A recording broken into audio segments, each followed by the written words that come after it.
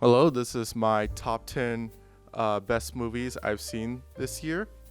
The way I'm going to be ranking these movies is by how either impactful I felt by the movie or how much it brings to the film canon. My pick for number 10 is Godzilla Minus One. Now, Godzilla Minus One was a surprise for me as it is a monster movie, but like the human characters are so good. It is as different as you could get from Godzilla vs. Kong, which is a film that made me bored for the entire movie when Godzilla and Kong were around. But this film, I actually thought Godzilla was not really the attraction, and I actually thought Godzilla was kind of a jerk compared to what you would see in Shin Godzilla, where Godzilla is much more of a interesting character. For number 9, my pick is Past Lives. Past Lives is a film that I'm sure everyone can relate to. Everyone has a childhood crush. Everyone has different sides that they show to other people. And it's such a beautiful film, and every single character that you see in this film, you could relate to them in some way. For number 8, my film would be Poor Things. Poor Things is easily the weirdest film I have seen this year. Emma Stone deserves an Academy Award nomination for this film. It probably has the best cinematography out of anyone in this list, and it's just such an interesting world to be in. Like, everything in this film is weird. Also, there's so much nudity. Like, I think at least 40% of the film, like, someone's naked in the shot. For number 7 is Wonka. I know a lot of people would never put Wonka in their top 10 list, but this film like just gave me so much joy that I haven't had in such a while.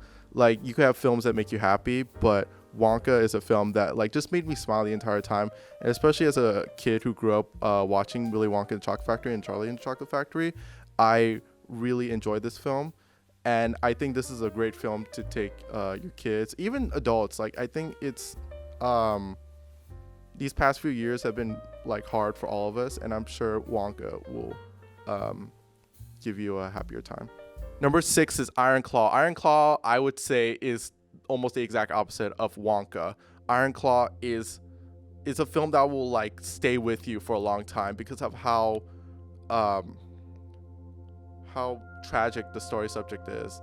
And Zac Efron is like so jacked. He like put his A game. This is probably the best performance of his career, and everyone else did a great job. Number 5 is Zone of Interest. Zone of Interest is a really hard film to watch sometimes. It's very mundane. Sometimes it can be boring. You could fall asleep. And unfortunately for this film, I believe the best way to watch this film is in a theater because it relies on a darkness as a setting, and relies on a good sound system. And unfortunately, watching this on your computer or watching this on a TV without a sound system is not going to cut it in terms of the film being at its most effective. It's about the Holocaust, so it's a really touchy subject, and I believe that it really belongs among its, if you could say Holocaust canon, but like it's a very one of the best films about the Holocaust for sure. For number 4 is May December. May December caused a lot of controversy because of its subject matter, but Natalie Portman and Julianne Moore and the supporting actor, I forgot what the supporting actor, what his name was, but like they all do really well in this movie. The director knows how to make things so absurd yet still keep to the point and still keeping the tone and keeping it respectful, in my opinion. I'm sure a lot of people will think the film, it may be a little bit too lighthearted at times, but I felt the film still kept it the subject matter respectful. For number 3, my pick would be Spider-Man Across the Spider-Verse. Somehow it is better than Into the Spider-Verse in my opinion, even though arguably this film is half of one entire film. It's only part 1, but I think this part 1 does the story really well. The characters, I believe, are better written. Nothing's really cliche in my opinion, and I believe that if you're a Spider-Man fan, you will appreciate this because as someone I believe understands Spider-Man really well, the writers understand Spider-Man really well. So to see them acknowledge who Spider-Man really is and play that into the story, I think that's an amazing move by them, and I can't wait to see Beyond the Spider-Verse.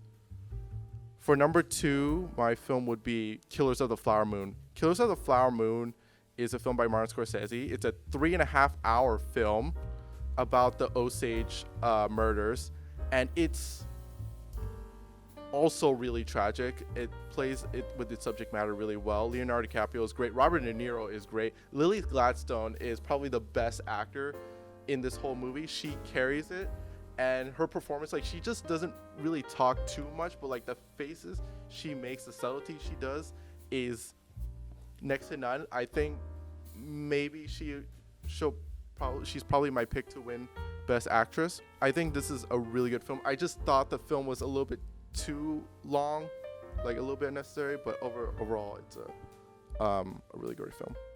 For number 1, the best movie of the year for me is Oppenheimer. Oppenheimer was my most anticipated film this year, and it did not disappoint. Oppenheimer is perhaps Christopher Nolan's best work, although my favorite movie is still Memento from him.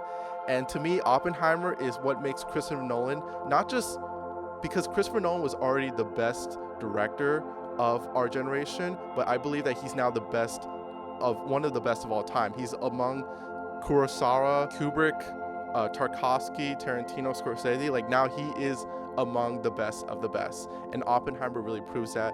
I believe Oppenheimer should win Best Director, Best Actor, Best Supporting Actor. Like Robert Downey Jr., Cillian Murphy, they all do fantastic. Emily Blunt, Florence Pugh, all of them gave such terrific performances. The editing is great. The way Christopher Nolan switches from one time period to another. I watched this in 70mm IMAX. Like, that also heightens the cinematic experience for me, and that is my pick for the best movie of the year. So yeah, this is the top 10 best films of all time. Honorable mentions include The Boy and the Heron, Anatomy of the Fall. I cannot believe Anatomy of the Fall did not make it to my top 10, but I believe this year was just so competitive. Barbie is also among my honorable mentions. Guardians of the Galaxy Volume 3, and Asteroid City. All right, thank you for watching. Hello.